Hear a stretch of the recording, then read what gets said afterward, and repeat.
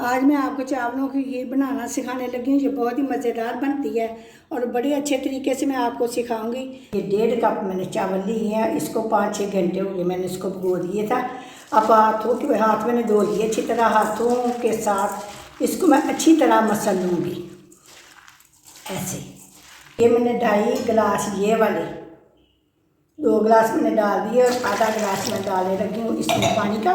पानी उबलता है तो फिर मैं चावल इसके अंदर डाल दूँगी। ये भैया देखो पानी उबलने लग गया है तो अब मैंने इसके अंदर ये चावल डाल दिए हैं।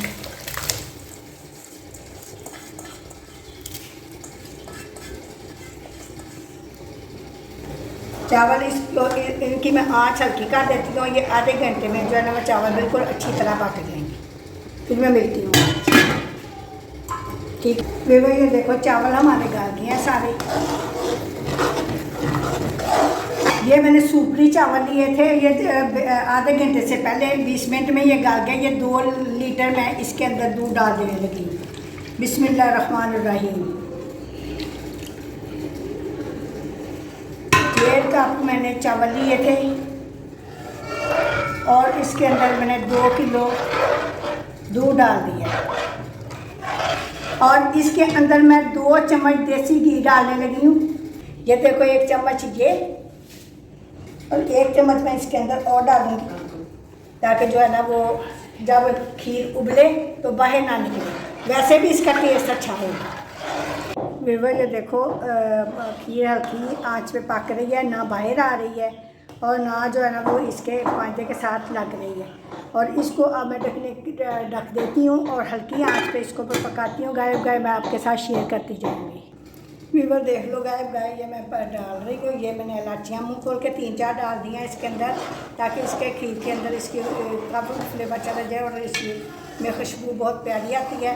और देख लो ना तो बाहर निकली है खीर और ना जो है ना वो पंजे के साथ लगी है। वो 2 चम्मच मैंने देसी घी डाला था इसके अंदर।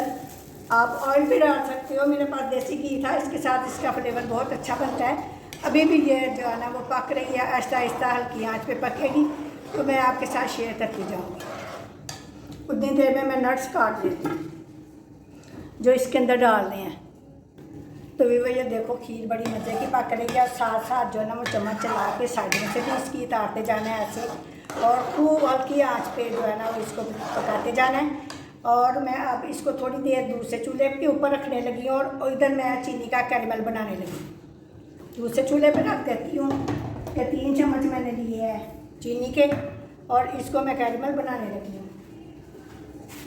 पहले मैंने आपको सूजी की खीर बनाना सिखाई थी, वो भी बड़ी मज़े की बनी थी।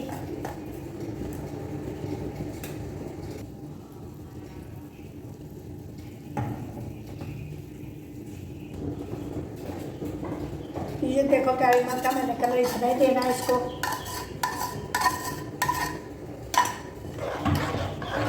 इसके साथ भी इसका जायका बड़ा अच्छा बनता है। और ये मैं आधा कप खुश्क दूध इसके अंदर डाल देने लगी हूँ। आपके पास अगर दूध की मलाई है तो आप वो भी डाल सकते हो। इसके अंदर इसका फ्लेवर बहुत अच्छा आता है। इसको मैं अच्छी तरह मिक्स करूँगी।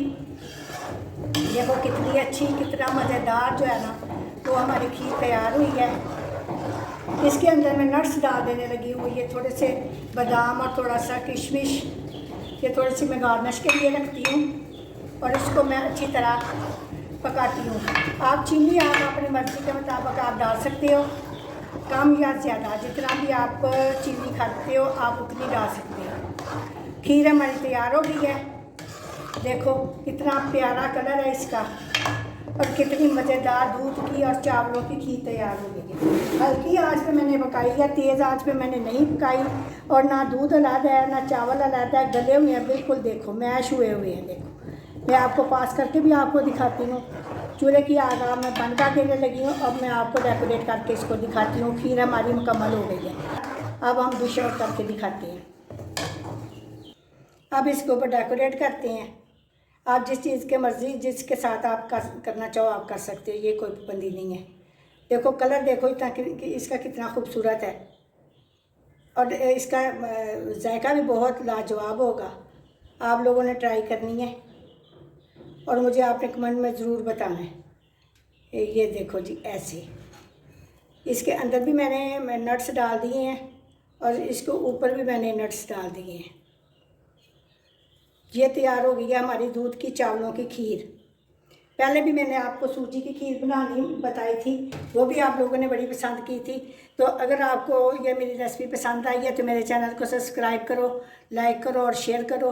और मिलती हुई इसी तरह किसी बेहतरीन रेसिपी के साथ। अल्लाह हाफिज़।